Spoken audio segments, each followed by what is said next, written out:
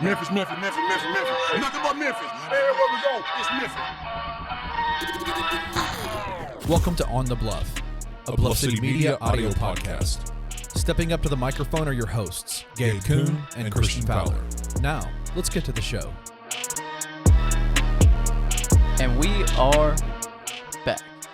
What's up, Gabe? We sure are back, man. I thought you'd like that. Yeah, that pause dude. there. A heck of a sign-on, man. That's an unbelievable sign. You're getting good at this. Yeah, oh yeah. You're a real pro over here. Okay, so Gabe, we are in another new studio. Yeah, man. Kenny in the paint job, I mean, this is kind of went full Rolling this is Stones. unbelievable. What do you think? You catch the reference? No, I don't catch the reference. Full even Rolling remotely. Stones, painted black. No. Okay. Are you a Rolling Stones guy?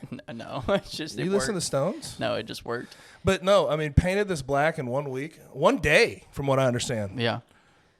Kenny, shout out. Yeah. Man. Kenny, big time in it. And we got some new artwork on the walls. Yeah. Valspar? Was this Valspar paint?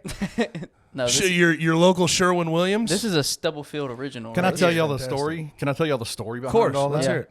So basically, my dad painted that tiger painting right there when he was 13 years old. So that's up that there. one art shows for sure. So it's yeah, impressive. That's his painting. I got it from him, and it's hanging in the studio now. That's sweet. Yep. That's sweet, man. Yep. Simple and sweet. Also, this little guy, this little guy right here, Look at this. It's so popped cute. in.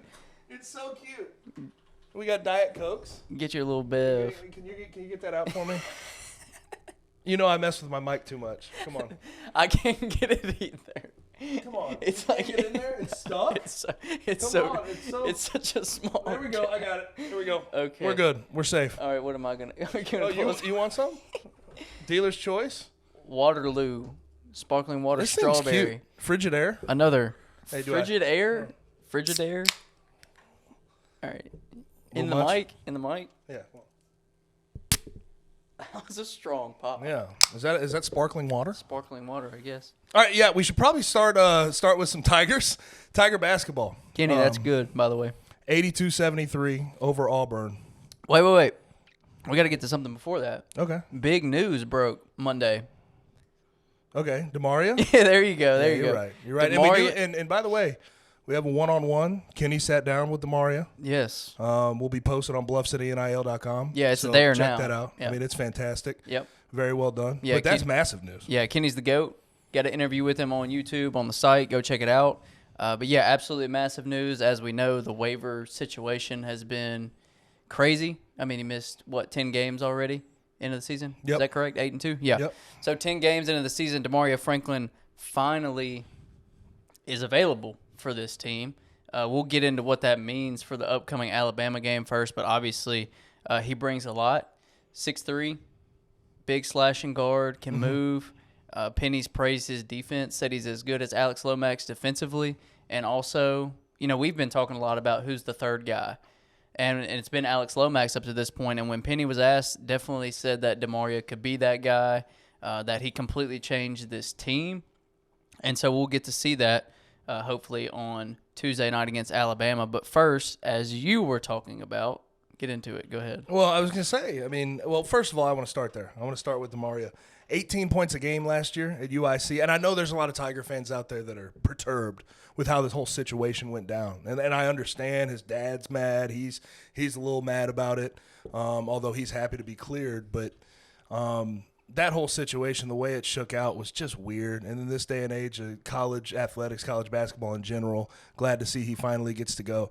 But 18 points a game last year, 6 rebounds. Dude can ball. Absolutely. And it kind of, and we referred to this last week, it sort of feels similar to the way that Penny talked about DeAndre when he was not being cleared from Evansville. And you look at Damaria and you see sort of what he brings to the table. This is going to add so much more offense and more IQ, another experienced player. It's going to be so helpful. And coming off that win against Auburn, too, like the sky just feels like the limit right now in Tiger basketball. And Gabe, did we call it or did we call it? Yeah, we called it. Like word for word, yeah, basically. we pretty much, not to, break our arms patting ourselves on the back or anything, because, when we're wrong, we're going to get murdered. We won't for mention it, though. We won't mention it. We though. won't. Yeah, but other people will. But yeah, absolutely. I think we kind of saw that Auburn may have been a little bit overrated. Hadn't played some gauntlet schedule up to this point. We're still figuring out who they were, their identity. We're a good defensive team, but still up and down offensively. I mean, they honestly were one of the best defenses in the country. I think they were allowing 58 points a game, and Memphis dropped, was it 82, 73. So they dropped 82 on one of the best defenses in the country, minus one of their best players in Damaria, who's now back. So incredible win. Like we said, it would have been one of Penny's biggest wins, and it's up there. I don't know if you can say it's the biggest. Just like reaching back and kind of pulling out. Tennessee was huge. Yeah. Houston at Houston was big. So there have been some big ones, but this is up there. This is at the top of the list. And look at some of these names Penny Hardaway starting to knock off. You add Rick Barnes. Yep. Now you add Bruce Pearl to that. Nate Oates. Kelvin Sampson several times. It's starting to be good. And Penny's starting to show his chops as a college coach. And that's the one thing I think, looking back at all of the stuff and all of the nonsense that's been talked about Penny in the past. And I think, he brought some of it upon himself with some of the issues he had with, too many cooks in the kitchen, trying to manage all of the stuff behind the scenes. Yeah. But the learning process has paid off, and you go into games like that against Auburn and you're confident with what they can do, especially on the defensive end. And what we said, and part of the biggest call out and why we were right about this whole thing, is I said Wendell Green Jr., and you look at K.D. Johnson. I said going into that game, Alex Lomax, Kendric Davis, Elijah McCadden, Keontae Kennedy, whoever's playing perimeter defense can hold those guys down, I should say. Yeah. And what happened? 8 for 24 from the field, 1 for 11 from the three for both of those guys. Auburn just didn't have enough offense because the Tigers were bothering them so much. And you saw that show through, and that's why you get a 9-point win basically on the road. I mean, I don't know if you saw that crowd, but absolutely. Basically an Auburn crowd 80-20. I mean, it's only an hour and a half down the road. That was impressive start to finish. And what about Kendric Davis? We talked about him last week a lot. Obviously, it's hard to go through an episode of doing this and not talk about Kendric Davis and what he brings to the team. But what we hit on last week was, first off, that he was unlocking Alex Lomax, and secondly, that he'd been pretty inefficient so far this year, and it had some up and down games. He wasn't up and down in that Auburn game. He was locked in, man. And, coming off those last two games where he was 7 for 33 from the field, and people – that was a well-made point going into that game. Right. 9 for 19, 27 points, 9 rebounds, 6 assists. The lights got bright, and he showed up. And we've seen that in the past. That's why he's the AAC Player of the Year last year. That's why he's been able to do these things in his collegiate career. Yeah. And why, wherever it is, overseas in the NBA, why you think he'll have a good professional career. But he was unbelievable the other night. Yeah, 27, 9, and 6. And he took it upon himself, heard the noise, and said, to hell with all of it. I'm going to go out and ball. But that's what the best players in the country do in big-time games, is they go out and they win the game. They put the team on the back. DeAndre Williams had a great performance. Alex Lomax had a great performance. But there is no way Memphis beats Auburn without Kendric Davis being Kendric Davis. Mm-hmm. And that's what he brings to the team. And Kenny, are you good to speak over there? I got you. Me and you talked on Saturday night about Kendric. And do you remember what you told me? Do you remember what you said about if you have the best player on the floor? Yeah, I mean, in college basketball, if you have the best player on the court, most of the time you're going to win. And I think that's in really any sport, but especially in college basketball, if you have the best player, you're probably going to win that game. Yep. You have any other thoughts on that performance before we get locked in over here? Like, I was sitting there watching him play, and I go, man, have the Tigers had a player in Penny Hardaway's era? Have the Tigers had a player that thrives in a moment like that? So well, right? That it's pretty stunning. Like, he told me at the beginning of the year, I interviewed him after he announced his commitment, and he said, just one of the most confident things I've ever heard a player say. He said, "When I'm on your team, I'm good for 10 wins. Just me playing means you're going to win 10 games." Yeah. You just got to find out where to find the other 10 wins. And that was one of those games. He absolutely was the reason the Tigers won. Now, let's not take away from the fact that all these other guys had great games, but Kendric Davis in that primetime moment stood up and was a primetime player. And coming into that game, just like nothing was going his way. Got kicked out of one. We were worried about a suspension. I mean, it's wild to think he just turned it on like that. Snap of a finger, was ready for that moment. And you know, the Tigers, I don't think, have really had that type of guy in that impact moment. But also, just even broader than that, I don't know if they've had a guy that can facilitate offense and score in that same mold, in that same role. I mean, you could look to Jeremiah Martin year one, but it took till the end of the year for him to really come along to that point. But he Kendric was going Davis, nuclear at the end. Yeah, he was going, I mean, 40 points, you know. Yeah, I get it. But Kendric Davis, this is a different player than we're used to Penny Hardaway and the Tigers having. And it has led to a reawakening Alex Lomax, DeAndre Williams not having to play a massive role, even though he still does. It has done so much for this team, and that's why they sit at 8-2. And I mean, I looked at the AP poll. I mean, they're right outside 74 votes. I thought they should have probably got in, but you're right there at basically 26 if you want to do that. Right. But that's why they're there, is because Kendric Davis provides so much night to night. Yeah, I think a lot of people were surprised by that also. Kenny and I were talking last night, and he was like, man, I'm kind of wondering where they're going to be, like where they're going to be in this thing. And I was like, I feel pretty confident that they're going to be ranked, but, you know, I don't know. Will they be 24, 25? Will they be 2019 area? And like you said, Miami got in that last spot over them, and Memphis gets the others receiving votes. Others receiving votes. People say 26, 27. That's, to me, that's not what it is. Like, if you do the net ranking, 20, that's there, KenPom. But honestly, the Tigers net rating, the Tigers KenPom rating, very high. I mean, 38 in net, and Kenny, you'd have to remind me. I'm not totally sure where they're at KenPom. I think 26. 25, I think. 25 or 26. So, I mean, they're you know, measurables are right there with the rest of the country on a national scale. And the other thing about this year that's been kind of a breath of fresh air in a lot of ways, and I'm curious your thoughts, there hasn't been hype, right? There's not like this big hype machine coming into the year. There's no Memphis Madness. They're trying to keep everything low. Penny's not selling that guys are going to be first-round picks.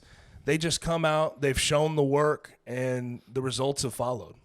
I mean, and this is a personal thing, but that's what I like. Like, let the play speak for itself.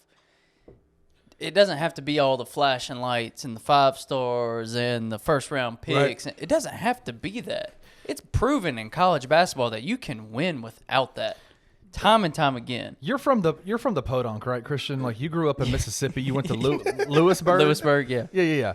You know the guy, and you might have been that guy in high school that had that would come into school and he'd be driving those big trucks jacked up on. That was Christian, man. Was that Christian? What are you talking about? That had to be Christian. There was always this like man had a hunting light on it. You see him and you go, got the like Dukes of Hazzard, air horn thing. I wasn't one of those guys. You weren't that guy. You know that guy. You know that guy. But there's like an overcompensation going on with that kind of stuff. And I wonder, I honestly feel like, because it was kind of weird for me at the beginning of this year going, I really don't know what to expect, right? There's not the hype. Nobody really knows what's going on.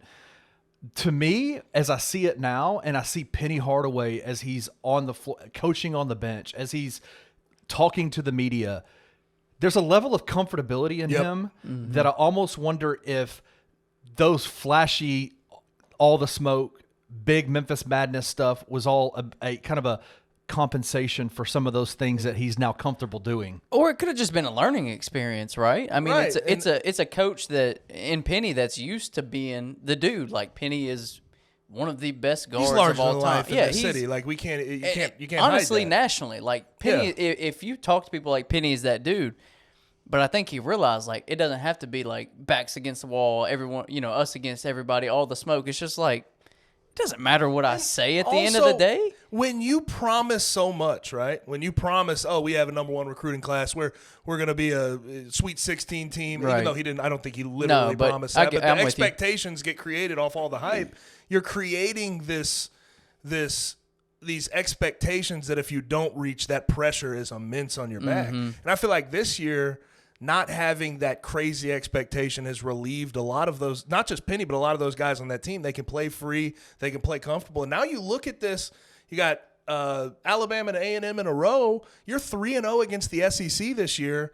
I mean, you're sort of playing with house money, right? Yeah. At this point, obviously you don't want to go in against both those teams and lose by a combined 40 points, right? You don't want to do that.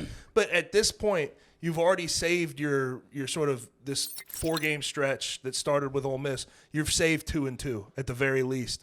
Go in and just play with house money. Play like you have nothing to really lose, and see what happens by the end of it. Because the question going into last week, can they go 3-1? That's right there on the table. I would favor that. That win against A&M at home, certainly right there. I mean, full disclosure, I think it's going to be an uphill battle the whole night to beat Alabama. Alabama just coming off a win against Houston where they looked unbelievable. Brandon Miller was 0 for 8, and they still won that game 71-65. Can I help you remind you of something, though, Gabe?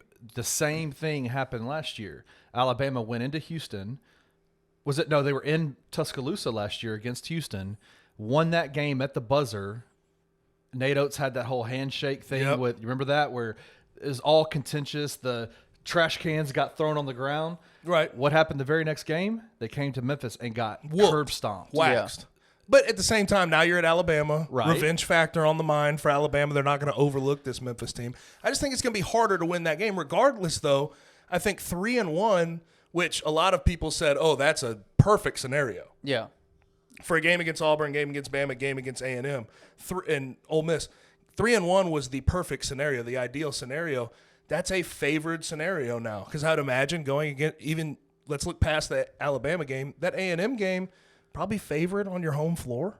Yeah. Probably. I would say like 95% sure they'll be favored. So this team, from an expectation standpoint, those expectations weren't set as high in the preseason, so now they're over-delivering. Yeah. I've always, and this goes through business, anything you do in your life, it's better to under-promise, over-deliver than over-promise and under-deliver. Yeah. That's always what I've been taught, and it's what Penny Hardaway's doing this year. But that quiet confidence is a different type of swag. Yep. It is a different type of swag. That's always been like my favorite coaches, my favorite athletes. When you just go out there and you know what's coming. You don't have to say anything. You don't have to create like this big aura around the team and the staff and all this stuff.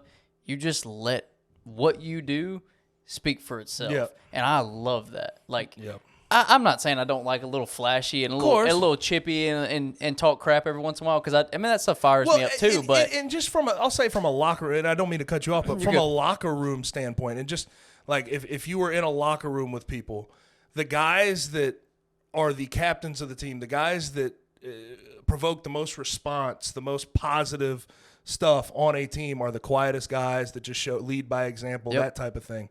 Obviously, you like to see a little flash every once in a while, but that quiet confidence really, like, that shows through more. And that's why people gravitate toward guys like that. Yeah. It's because people that are humble and put themselves in that position and still have a confidence about them that they're going to go out and get their work done. Yeah, actions speak louder than words. Yeah. When you go out there and you dominate, it's just different. But huge, impressive win. I think they needed that, and we said that last week.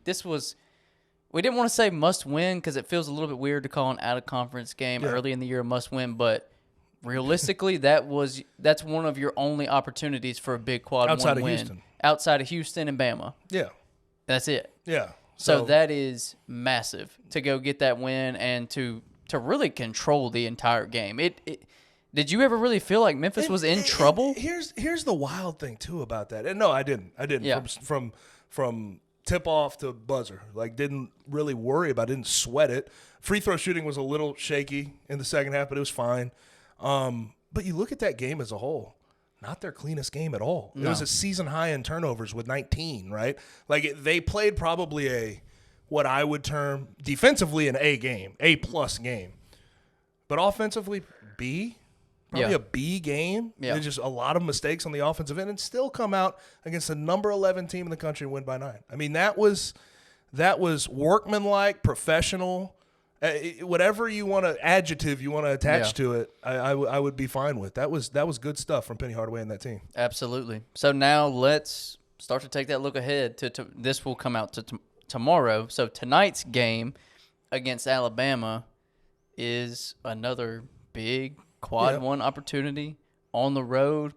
But, man, this Alabama team is nasty. They beat 2 number 1 teams this year, North Carolina and Houston. The only loss is to number 3 UConn in a pretty tightly contested game. And UConn could have very well been number 1. They absolutely. Top 25. Absolutely. But when you look down this roster, man, what Nate Oates is building at Bama is nasty. And he's got a lot of young guys, right, still? I mean, Clowney, Miller,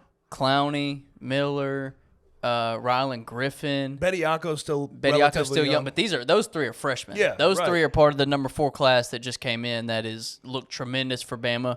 You got Charles Bediako, former 5-star. You got Mark Sears, Ohio transfer, who's really been their guy. Like, he's their second leading scorer, their floor general, their leadership, their veteran guy. And the list goes on with talent on this team. But then you mix in those older guys. Javon Quinterly's still there. I mean, how long has he been? It feels like he's been there forever. But that team, from top to bottom, is going to be an uncomfortable matchup. I watched that game against SLU the Tigers played earlier in the year. I think you get that from Alabama. They'll put up a lot of threes. They'll get up and down the floor a whole lot. They'll try to lock in on defense. But I think this Alabama team has more talent than that SLU team had. Oh, now, yeah. Granted, you can say what you want about Yuri Collins as a floor general. I think he's the best floor general in the country. But Sears can handle himself out there and set up things. This is going to be a massive matchup. And I think, the Tigers pacing them and being able to have a chance to win as we get to the end of the game is going to be very dependent on, one, of course, Kendric Davis and what he can do on the offensive end. But can DeAndre Williams stay on the floor consistently? I'd imagine, and I don't know how the matchups will go, but I'd imagine that he would draw that matchup potentially of Brandon Miller. I don't know how that will go, and that's going to be a mother. And I understand DeAndre Williams is 26, 27, whatever he is, versus a 19 or 20-year-old. But at the same time, Brandon Miller's a dog, man. He's coming off a game that he played awful until the last few minutes where he made 8 free throws and iced the game for Bama. He's going to be out to prove something, and DeAndre cannot put himself in a situation behind the 8 ball where he's out of the game early with a couple of personal fouls. Yeah, that'll be interesting. Kenny, I want to ask you about that for a second because I think there's a lot of ways they can attack Brandon Miller with the length and the size that they have. What do you see them doing defensively? Do you see it as one guy, or do you see kind of send a barrage and send multiple different guys to kind of mix up the looks that he's seeing? I think if you look at, I think you can take a look at the Houston game and see how they defended him. And because, let's be real. I think Houston has some more talented offensive players from top to bottom than Memphis does on their team. But defensively, they're a lot alike. And so I think you're going to see a lot of those same schemes that Kelvin Sampson had on Brandon Miller, and that's a lot of blitzes, a lot of on-ball defenders that as soon as he makes a dribble to his right, boom, someone's coming. Yeah. As soon as he gets the ball, and you saw him in that game, he didn't handle it. Like he couldn't handle that pressure, and so. Do I think DeAndre's going to play him? I think probably so, but that's going to be tough. If you leave DeAndre on an island with Brandon Miller, there's going to be foul trouble. Yeah, so agreed.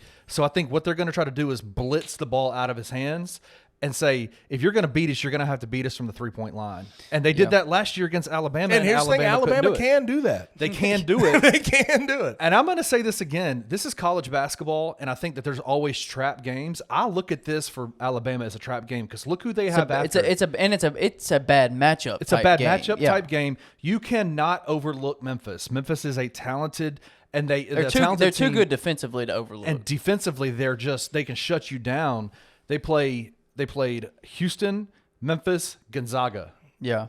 And they got the Zags next in Birmingham. In Birmingham. So I have a really weird feeling about this game. I'm not going to lie to you, man. I know it's going to be tough in Tuscaloosa. And I got a weird feeling about this game, boys.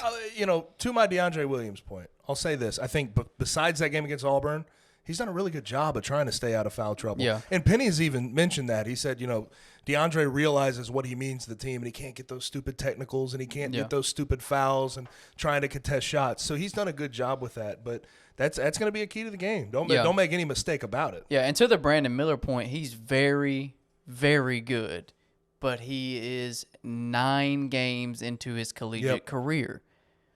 And that's just how it is. That's what freshmen are. It doesn't matter how good you are. There are things that can confuse you and throw you off. There are things that can get you rattled. Now, could he come out and drop 25 on Memphis and have an amazing game? Yes. But could they confuse him and force turnovers and force other people to beat them? Absolutely. But Gabe and Kenny, you can jump in on this if you want to. How does Memphis win this game? Is it offensively or is it defensively? We know what they are defensively, but we've seen what they can do offensively. We've seen some pretty good spike games from them. So how do they do it? If you can get Damaria involved, and Damaria's ready to roll, and obviously there might be some rust in-game stuff that he has to shake off, so you have to sort of leave that there. But if you can get him involved offensively, they can probably keep up. But at the same time, what they have, their calling card is what they have won games, what they won that Auburn game doing is playing defense, bothering people. That's what they are. They bend down and defend. That's been their equalizer. That's what they do. So, I mean, if you're going, especially early in the season with the experience they have, if you're going to ask me, are they going to win this game offensively, defensively, I'm going to lean defensive every time because this is a Penny Hardaway coach team, and we know exactly what he wants to do, what his game plan will entail. Kenny, your 2 cents on this one?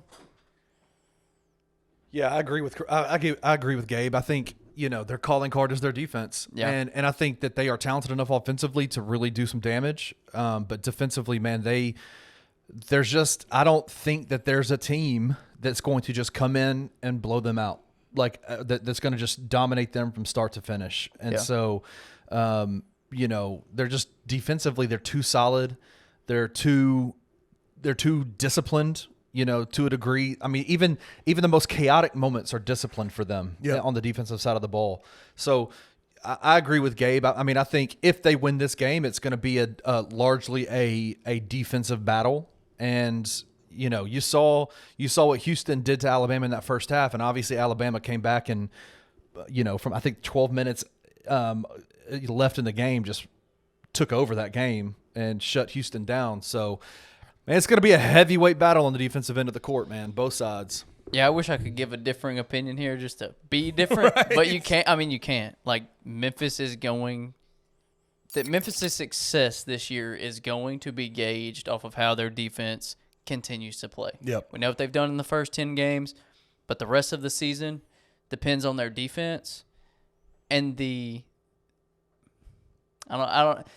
contributions of the offense, if that makes sense. Yeah. It's a compliment. Yeah. The offense is a compliment to the amazing defense that they play. Mm-hmm. So if you're getting 20 from Kendric Davis, if you're getting 12 to 15 from Damaria, if you're getting 15 from DeAndre Williams and getting the compliments of offense, that's when this team becomes special. So this team begins and ends on the defensive end of the floor. Even their best offensive player in Kendric Davis, a guy who just dropped 27 against the number 11 team in the country, led to a win. Even he is locked in on the defensive side of the ball, man. The knockaways he got the other day led to runouts. What he was doing on the defensive end, there's a full buy-in. There's a full buy-in from every guy on this roster to what Penny sells on the defensive side. Yeah. And everyone knows what you're going to get. And that's another thing about early season stuff. Yeah, the experience, cool. The identity is something you want to get done and set in stone, down pat early in the season. This team already has their identity, and that's why I think they've had the success they've had. I don't think Memphis has ever had an identity this early in the season. Mm-hmm. I think they've begun to show signs at this point, and we've been like, okay, this looks like a defensive-heavy team, or this looks like a Precious Achiuwa-led team, or this looks like Jalen Duren's team. But it's like, no, we know exactly, and we said it.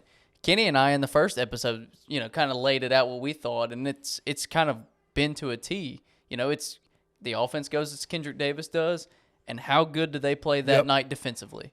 Yep, and that's it. And even in their biggest wins of the year, people can hold out hope, and I think it's fine. Who knows what happens as the season goes along? Who comes along as a 3-point threat? But 3-point shooting, outside shooting is never going to be something they're great at. It's just not. It's not in the books for them this year. But the biggest wins of the year: Ole Miss 1 for 15 from 3. This game against Auburn, they only shot 11. They made 4. Right? Like they don't have to do that to win, and they know that, and that's good. They know that they don't have to. Yes. So the game plan, when you watch in film, Penny, the staff, they all come together and they realize what they need to get done, and it doesn't have to do with going outside of their means offensively. Not at all. But this game is going to be a lot of fun. I'm excited for this game. I know a lot of fans are excited for this game. In Tuscaloosa, top 5 opponent, coming off of a top 12 victory for Memphis.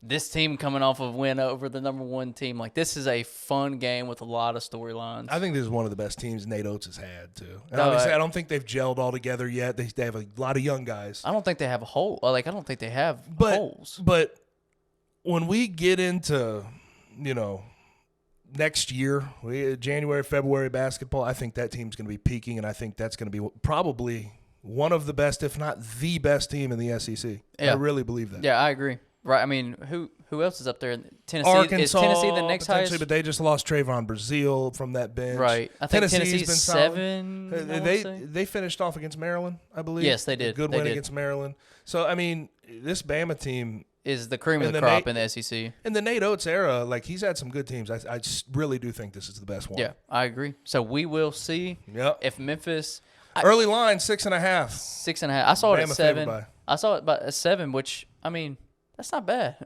No, it's not terrible. Home court, it would be, 4.5? Yeah. They usually do 2 points. That's why I was thinking it was going to be close to double digits because it was in Tuscaloosa. And that's the thing, like, if you're a handicapper handicapping any Tiger game, you sort of have to take into consideration defense and how bothersome they can be. Yeah. So, like, it's hard for me to imagine the Tigers getting just blown out of the water. Now, Bama could have a great night from 3, and that could potentially happen. I mean, who knows? If a bunch of shots drop, you can't do anything about it. Just can't do Right? anything. But this Tiger team doesn't seem like that type of team that's just going to come out flat and get pulverized. It's not in their DNA. No, Penny has always gotten his guys ready for big games, regardless of how good or bad the teams have been since Penny's been here. I can't think of. Can either one of you guys think of any big game where they just didn't show up? I remember the Tulsa 40 points, but not a big game. Right, not like a top team. Like, this is a huge match. I can't think of one off the top of my head where Memphis has just come in and laid a dud against a good team. Last year when they were in Nashville playing Tennessee. Whoa. That was COVID. Yeah. Never mind. 2 years ago. That never happened. 2 years ago. They didn't play. So, Good point. This guy. Off the top of your head, huh? Off the top of my That's head. what you came up with. Off the top of my head, they got out on the floor and then they left. Oh, I bet Tennessee fans are going to love hearing this one, huh? Oh, yeah. Oh, Lord. Okay, so anything else that we want to get into with this game, with Memphis basketball? I think we hit on basketball. Are we ready to pivot and talk a little bit of football? Absolutely. All right, let's start with recruiting. Of course, That's always man. fun. Well, every official visit weekend after the season for the Tigers is multiple commits every time. I mean, I'm getting them like with Silverfield and what he does in recruiting. Derek Hunter today out of the JUCO ranks from Hines. I got to see him. He's a 4-star according to 247. I think a high 3-star according to Rivals. I mean, I saw him play. I think it was either week 3, week 4 because I called the Northwest Mississippi games. Baller, man. 6'4", 300 pounds. He's definitely a guy who likes to get upfield, can pass rush, can do stuff against the run. Yeah. He's a guy who offers from Arkansas, got an offer from Colorado yesterday from Prime. Already had Jackson State in the bag. Here we go. The Buffs fans again. How do you turn down the Buffaloes? Anyways, but seriously, I mean, there's a lot of guys that would take that offer right now. But he's got all these offers from SEC schools, from Prime, and he picks the Tigers. And this recruiting class that's being put together again is probably going to be the best in the history of the school. Yeah. 3 straight years is what we're looking at. Yeah, so 3 commits since Sunday. Darian Reed, offensive lineman. Did he have an offer from Prime? No. No. Darian Reed from Chisholm Trail, 3-star offensive lineman, offensive tackle, 6'6", 280. So big frame that they can athletic frame too. Athletic frame that they can kind of build as to how they want and kind of put him in whatever position they want to. And then they get Chandler Martin from East Tennessee State. Yep. Linebacker. Linebacker, FCS. There you go. Freshman, All-American. First team, All-SoCon. I think he had 94 tackles, 3.5 sacks, 10 tackles for loss, 4 pass breakups as a redshirt freshman this year. So he was all over the field, had started to pick up offers, doesn't have any, major Power 5 offers yet, but I think it's like Buffalo, Liberty, I think SMU recently offered. So he's picked up some pretty good offers.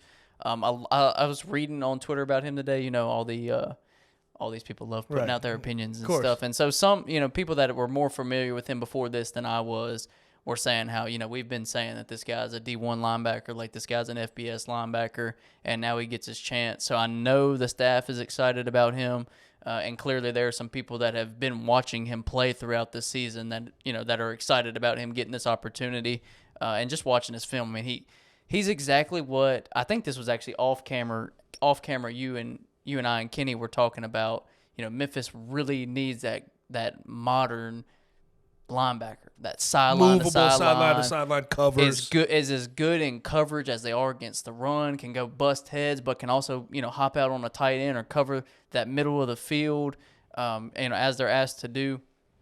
And it looks like Chandler Martin, has that ability. And here's the thing about this recruiting class so far. They're putting together a lot of guys, whether it's high school, JUCO, transfers. I mean, you got half high school guys you want to develop. You got half guys coming out of the portal that can help you right now. Yeah. They're really going for it for next year, guys that they think could be potential movers and shakers going into 2023, and that's what you want to see. And I'm excited. I'm telling you, I'm excited about that Derek Hunter kid. I am he too. Really, that kid has juice. He really does. And obviously, he's a 2-year guy there at JUCO. Mm-hmm. He'll be going into his 3rd year with the Tigers come next year. But that's a guy who should make an immediate impact. I don't see why not. They don't have the depth pieces that necessarily wow you. He's a guy that I would imagine Matt Barnes has pretty quick plans for in the future. Yeah, and this is something that you hit on, I believe it was either last week or 2 weeks ago, just talking about let's find some JUCO ranks. Let's hit the JUCO ranks and get some guys that can contribute now.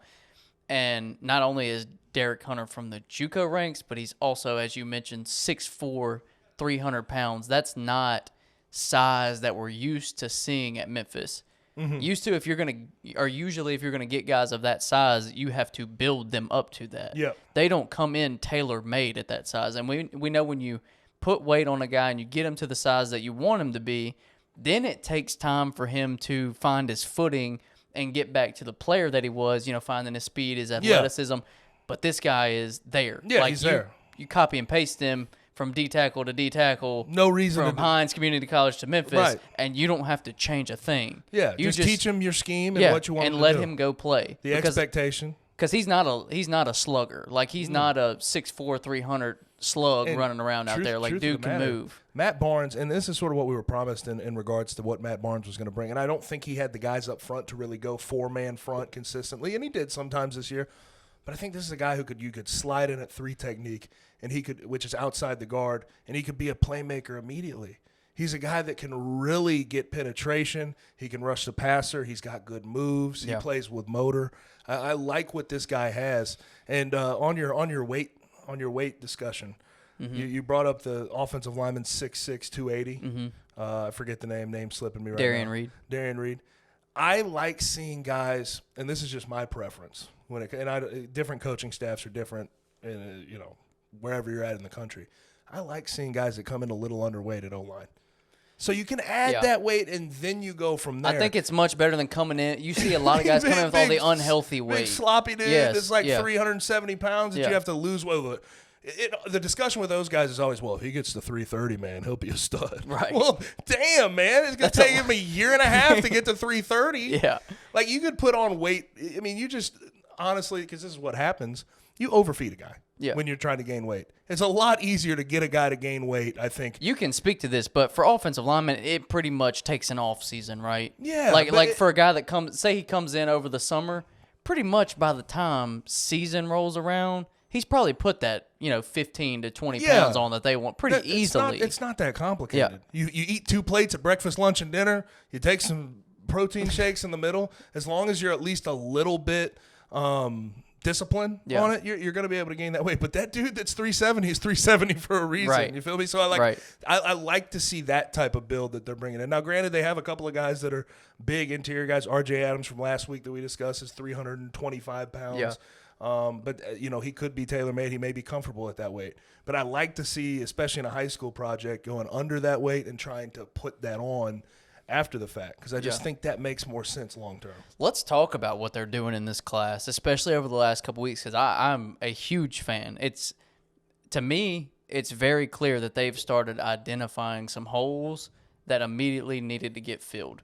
We talked about going to the JUCO ranks. You go get Marcus Tillman last week from Navarro College, another linebacker, thick, sturdy, can move sideline to sideline linebacker.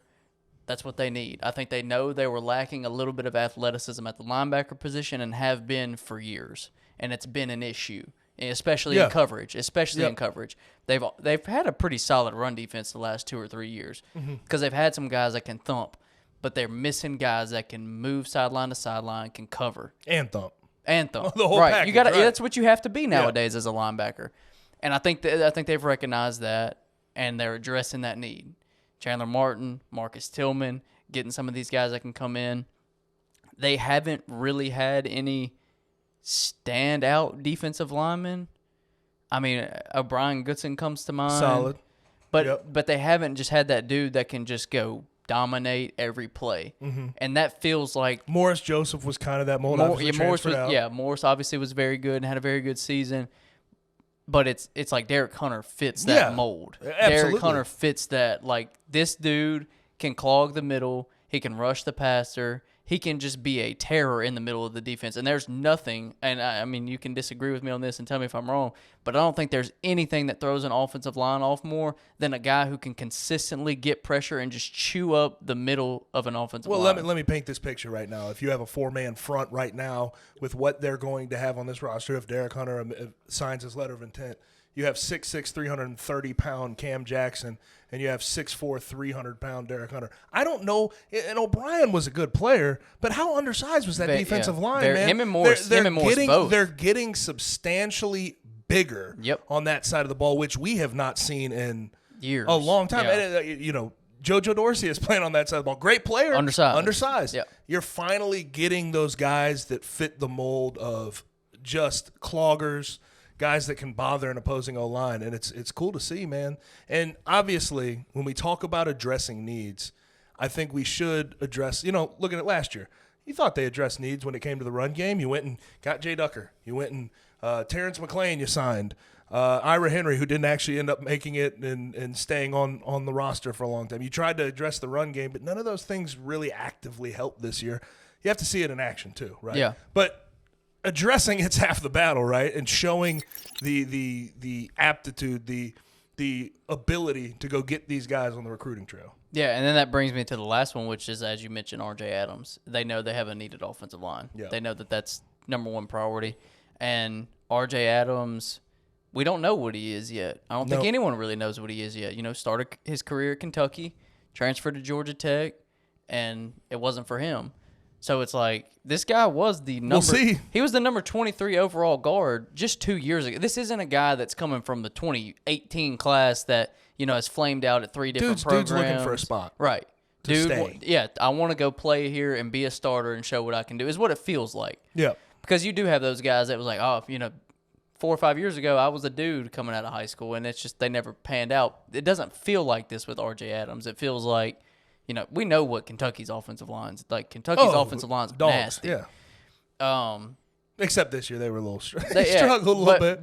But usually year to year, that's what they have built their program on. Right. Is trenches. Yeah, and I think R.J. Adams is the first, and I don't believe they're going to be the last. Them addressing the offensive line, and I think going and getting him early is a big get because they know they need it. You get a guy that's 6'3", 330. That has that Power 5 level. Yep. Was the number 23 overall guard coming out of high school just 2 years ago, like I mentioned, and we'll see what he's got. And also, I think when you look at leadership at the offensive line position, see what you need to do there, and if there's if a move you need to make, whether it's coaching staff, whatever, you need to make that move. Also, when it comes to the offense in general, I have said this for a couple years. Differentiate those run schemes, man. Find different ways to attack the defense. 95% of the time, the run game this year was sort of inside zone, just trying to run in between the tackles, or outside zone, right off tackle. Yeah. There wasn't a whole lot of power where you're pulling a guard. There wasn't counter where you're pulling guard and tackle or tight end. In Norvell's day, in 2017, counter scheme. We ran consistently. We would pull guard, pull tackle, pull tight end all the time. Then we come back with those zone plays.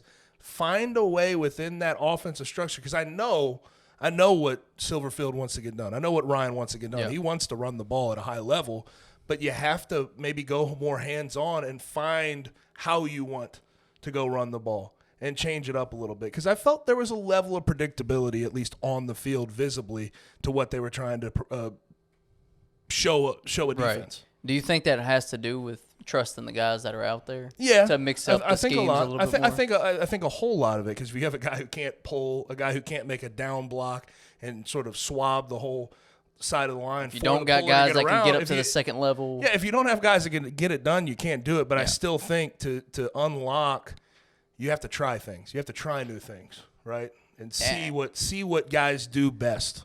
And I think we all know Ryan doesn't want to be one-dimensional when it comes to the run scheme. Right. Like, you want to have some zone, you want to have some power scheme in there, you want to have reachers and pullers, and you, like you said, you want to bring those tight ends around, you want tackles pulling. There were times when centers were pulling. He'll pull anybody. Like, Silverfield has pulled all positions of the offensive line.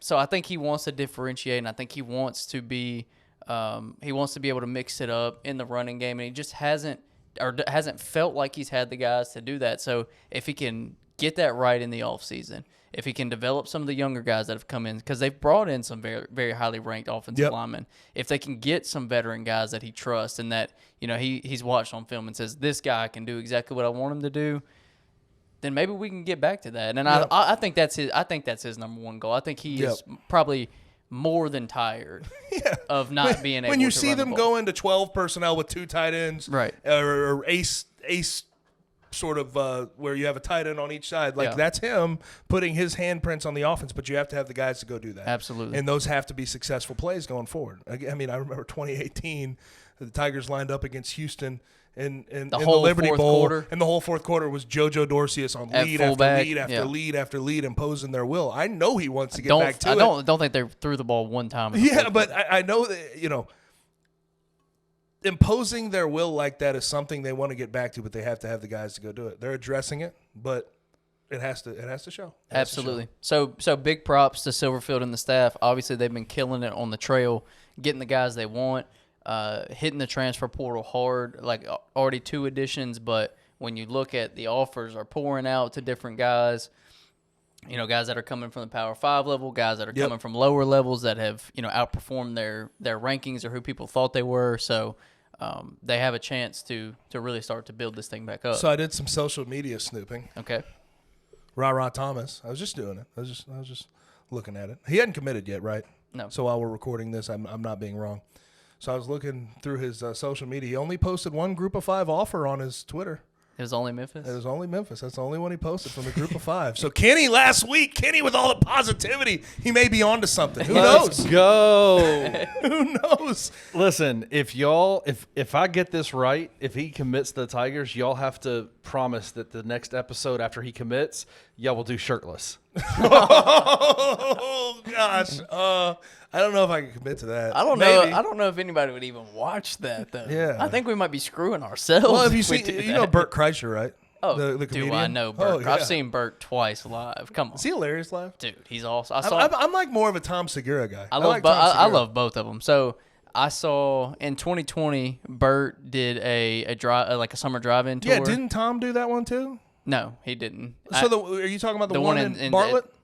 Summer drive-in. Yeah. No, it was just Bert. Okay. But that was freaking awesome. Like, that was a ball. Me and my best friend got there. We were the first ones in line. We sat on the front. Like, I say front row. They had they had cars. Well, no, everybody was able to get out of their cars, but they had like 100 yards of concrete in between the stage and where they actually started letting people get out because it was He was COVID. not getting COVID. Yeah, right. What you're saying? And then I actually saw him in September. We went on bachelor trip for my now brother-in-law in Dallas, and we saw him, and man, it was awesome. He's funny dude. He's hilarious. He's funny dude. Speaking of, he got a good pod too. If you ever seen it, Yep. with Tom Segura. Yep. 2 Bears, 1 Cave. It's a good one. But you want me to go That full would- Bert Kreischer that next would be- episode? If Rah commits, I go full Bert Kreischer on here. We could. People would cry. We You might could- have to get like a block out, like to cover my body. a big box over you. Indecent exposure type thing going on over here. Do you drink Kool-Aid like Bert Kreischer drinks Kool-Aid? Me? No. He had like the 64-ounce Kool-Aid. It's like, yeah. how many of those you drink a day? He's like, got to drink my Kool-Aid. He goes, Yeah. you have Kool-Aid in that thing? Yeah. You kidding me? Now, Well, I can promise y'all this. I will not spike y'all's drinks with any drugs. Molly?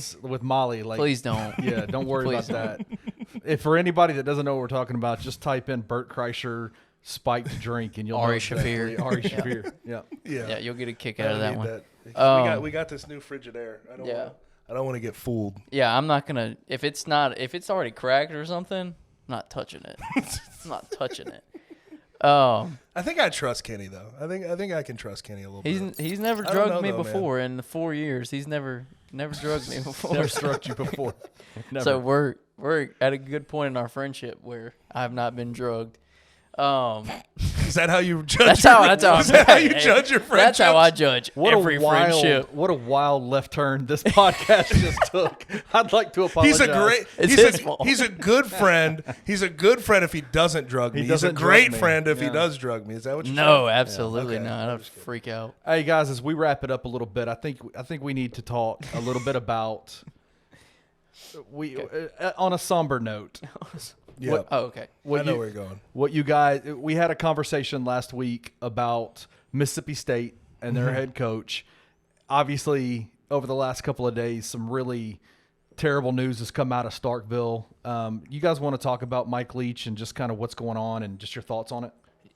Yeah, man. I that news is awful, and I think we should be as hopeful as we can about seeing what will come of this, and hopefully he can make a recovery. But it doesn't look that way based on the reports. So obviously the massive heart attack, and he has brain damage because of it. And last I heard, he's on support, and they're trying to get him back at the moment. But man, you think of Mike Leach and all he's done for the game of football, and obviously I think he's a larger than life personality. Like that Yeah. that part of him is like, I mean, that's so memorable, and he's done a good job with that. But just thinking about the game of football, I was thinking about where we're at in the game. Air raid in the NFL. Cliff Kingsbury, a guy that coached under him in college, like him and Hal Mumme, who started the air raid. Well, Hal Mumme originated it, and he was a branch off of it. He has gotten so many coaches paid off of his schemes, and how much we do with his schemes still today. Like it took it and sometimes it stinks because like things like this have to happen before you really think about things like Right, this. before Like, you really before you really appreciate sit back and something. start to appreciate. Yeah. But his fingerprints are not just all over the game at the college level, they're all over the game in general. Like he molded a lot of the modern day passing concepts Spread that it we out. use. And Spread it out. It's unbelievable to think how much he really had an impact on this sport. I mean, it's insane. It's insane. Yeah. No, it's super, super saddening because you never expect stuff like that, because I think we always look at role models, athletes, coaches. We kind of look at them as like larger than life, especially if you're big sports guys like us. Like we look at them as like larger than life and kind of invincible and untouchable. And so you see it anytime something like this happens, is just like everybody kind of stops and you think about it like, man, these guys are human too. Like they're not superheroes. And obviously all the details haven't been released, and that's not really what matters. I mean, it's a terrible thing. And, obviously thoughts and prayers to his family and to the team. Like that's got to be such a difficult thing to go to. And yes, the team is one thing, but we know family. Right. Family comes first. His his kids and his wife and all these things is just terrible. And like you said, he's larger than life. Like, he is one of the, when you think of like huge personalities as coaches, like Mike Leach is one of the first guys that comes to mind. And so it's horrible. How many quotable moments over the years, man? So many. And it's not something, I don't think I've ever seen something like this happen, for a current coach. And it's just, it makes that reality hit even harder, I think. For the various places he's been, he's never been at that large, and Mississippi State's probably the best job he's had. Yeah. But, I mean, Texas Tech, Washington State, like these places that are in Power Fives but within the margins, like what he changed them to and made them good jobs. Yeah, he's kind of transcended the boundaries. I mean, he's an unbelievable football mind, and obviously prayers out to all of our Mississippi State family, his family. I mean, it's a tough situation, and the truth of the matter is it looks bleak. Yeah. But we'll see what comes out of it. Yep. We got anything else, guys? Anything from Gabe? Anything from Kenny over there? Your Cowboys with a struggle win over the Texans? Yeah. We don't have enough time with that. Struggle win, ball. Were you heart pumping? Yeah, man. 98-yard drive to go win that thing, huh? Yeah, that was a tough one. That was a tough one. I was like, we were really about to blow it against the 1-10 Texans, but we came back. 1-10-1. They have a tie. 1-10-1. Yep. Yeah. No, 1-11-1. Yeah. Oh, there you go. That a boy. You can't really brag over that one. Yeah, that was a crappy win, but it happened. Other than that, I don't think I got it. Anything you guys both said y'all are good, correct? All good. Gabe, you anything else? Kenny, you anything else? All right. Well, we appreciate you guys for joining us again. Keep letting Kenny know how awesome this is, because we saw a lot of comments on social media, and I know Kenny probably appreciated it because he's worked his butt off to put this together, and like I said last week, to make us look, sound, feel better than we really are. But check us out everywhere that you can. Check us out at our website, bluffcitynil.com. We're still trying to get it pumping and build it up, so please head over there, check it out, see what we're putting out as far as content goes. We got some great writers on there that are putting out content. We have all of our podcasts linked on there, all of our videos that Kenny does for YouTube on there, including that one-on-one video with Damaria Franklin. You got to check that out. Head over to YouTube. That is another thing that we are trying to build up furiously. Subscribe, like, comment. Let us know what you guys want to see. Let us know what you like, what you don't like. We take constructive criticism pretty well. And then obviously when it comes to the podcast, wherever you get your podcast, you can listen to us. Same thing. Give us a rating. Give us a 5-star rating if we're IG account on the Bluff Pod. If we're doing all right. The new Instagram account on the Bluff Pod, starting to get a wee bit of traction on there. Teensy weensy. Twitter at Bluff City NIL, starting to get some traction on there as well. So we appreciate you guys for everything. This is new for all of us. We obviously all know each other and love each other here in this room. Ain't that right, Kenny? That's right. But this is new for us, and we're kind of building from the bottom and working our way up. So we appreciate everything you guys are doing to support us and help us out. And we will see you back here next week. Thank you for listening to On the Bluff. If you enjoyed this episode, please leave a rating and a comment wherever you download your podcasts. Head over to www.bluffcitynil.com, where you will find comprehensive coverage of Tiger athletics and how you can become a contributor. We'll see you back here next week.